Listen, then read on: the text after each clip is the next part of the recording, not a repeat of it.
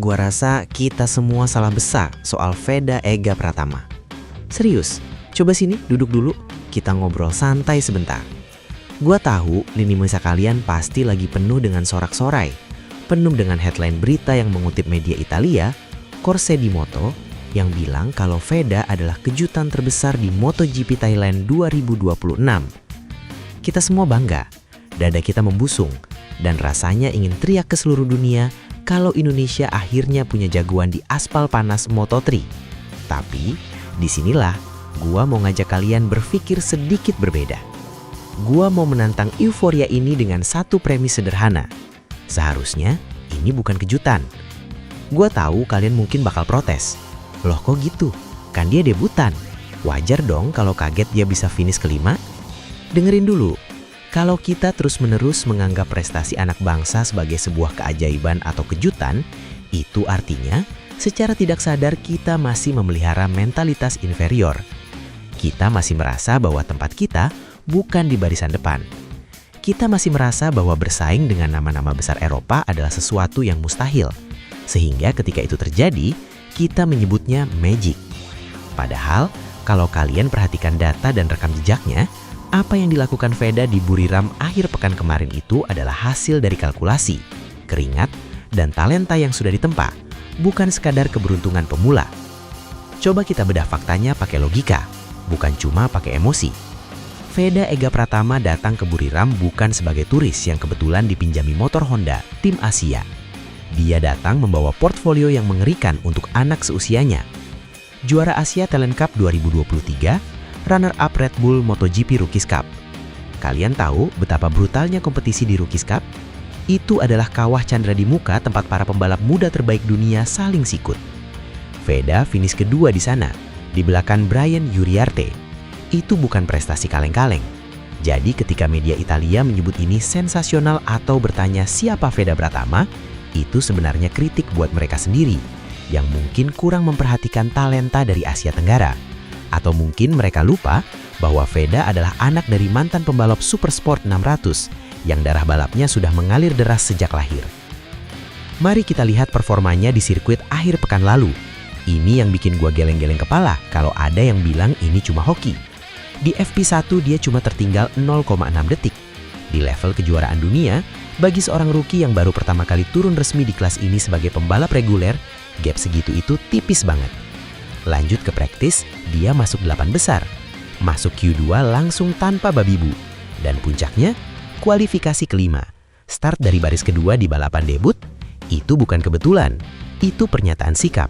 Itu cara Veda bilang, gua di sini bukan buat jadi penggembira. Lalu saat balapan, lihat ketenangannya. Moto3 itu hutan rimba kawan. Kalian tahu sendiri kan gimana liarnya kelas capung ini? Senggolan, slipstream gila-gilaan, pengereman telat yang sering kali nggak masuk akal. Tapi Veda, bocah 17 tahun dari Gunung Kidul ini main rapi.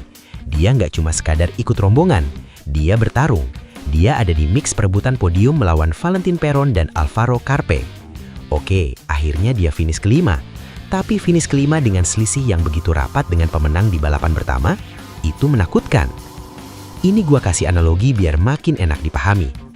Bayangkan kalian punya tetangga, anak muda yang tiap hari latihan main gitar dari pagi sampai malam. Jarinya sampai kapalan, dia belajar teori musik, dia meniru teknik gitaris legendaris, dan dia sudah menang festival musik tingkat nasional berkali-kali. Lalu suatu hari, dia manggung di sebuah kafe besar di Jakarta, dan mainnya luar biasa bagus. Apakah kalian akan bilang, wah, gila, ajaib banget dia bisa main gitar?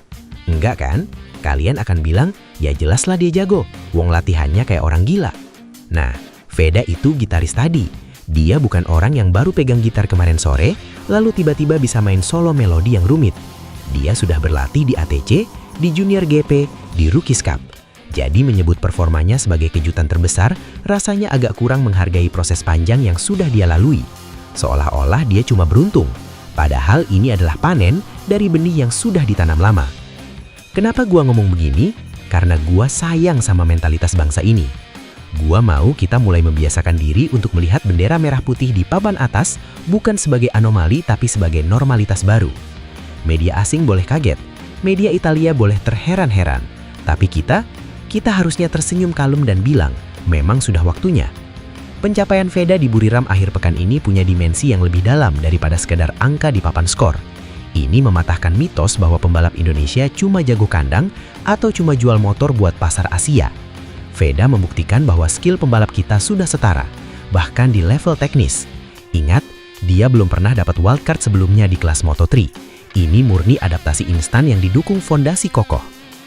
Ada satu hal lagi yang menarik perhatian gua, sikap tanpa ragu yang ditunjukkannya. Biasanya debutan itu main aman, cari feel dulu, yang penting finish. Tapi Veda dari FP1 sudah push. Ini mentalitas pembunuh yang kita butuhkan. Dia nggak silau dengan nama besar sirkuit atau nama besar lawan.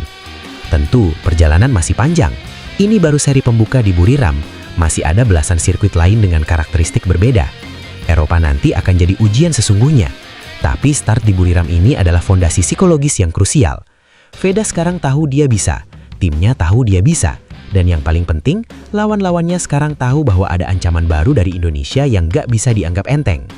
Jadi teman-teman, mari kita rayakan posisi kelima ini dengan cara yang lebih elegan. Jangan rayakan seolah-olah kita baru saja menang lotre. Rayakan ini sebagai bukti bahwa sistem pembinaan balap kita, meski masih banyak lubangnya, mulai membuahkan hasil yang nyata. Rayakan ini dengan ekspektasi bahwa di seri berikutnya podium bukan lagi mimpi, tapi target realistis. Media luar boleh menyebutnya keajaiban atau bintang kecil yang baru ditemukan. Biarkan mereka dengan narasi romantis mereka. Tapi buat kita, buat gua dan kalian, Veda Ega Pratama bukan keajaiban. Dia adalah bukti bahwa kerja keras, disiplin, dan talenta Indonesia itu nyata, valid, dan berbahaya. Sudah saatnya kita berhenti kaget kalau kita hebat. Sedikit mikir ya, kita ini bangsa besar, dan Veda baru saja mengingatkan kita lagi soal itu di atas aspal Buriram. Jangan biarkan rasa minder menutupi fakta bahwa kita memang pantas berada di sana.